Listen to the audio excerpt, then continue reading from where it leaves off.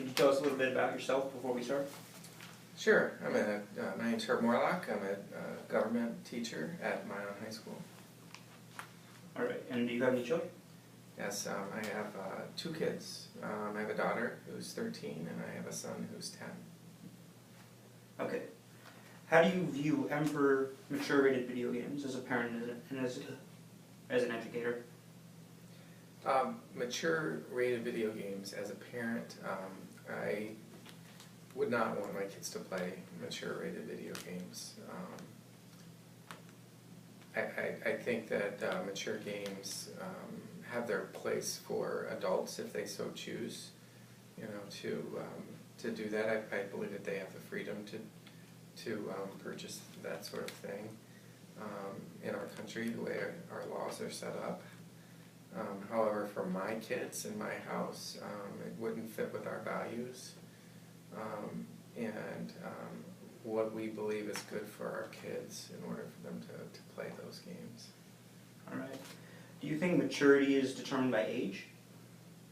Oh, absolutely. Maturity is determined by age. There's a couple components to maturity. One would be the chronological age, and as your chronological age rises in general, your maturity level rises, but there's also an emotional component to maturity. And even though someone chronologically might be older, they still emotionally can be stuck in a younger, immature mindset. Well, do you think someone who is younger could be more mature than their age, possibly? Absolutely. People who are younger can be more mature.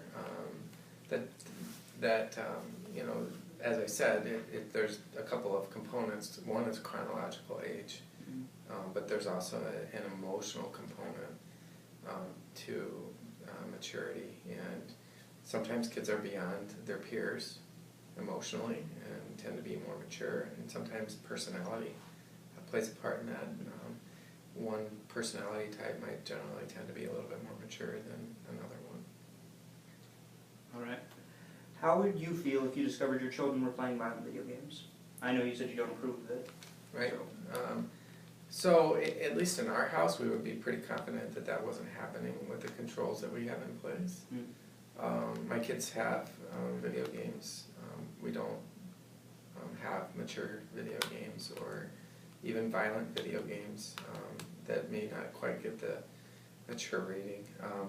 So if they were to, for example, go over to a friend's house and play a mature game, and I were to find out about it, then I would be upset, and I would have a conversation with them about, the reasons why that we believe as a family that's not what's best for them in their development as kids. All right. What kind of video games do you own in your house?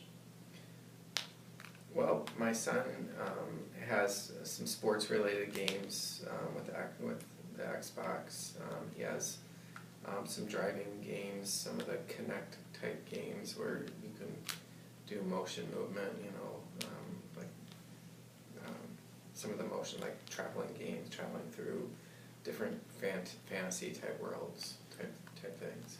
So probably mostly like rated E. For everyone. Yeah. Correct. All right. Do you know the video game rating scale?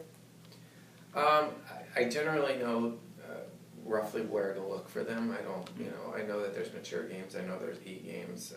I know that there's some like teen-rated games. I know at least to look for that stuff. Yeah, there's E, E10, M, T for teen, and adult games. Right.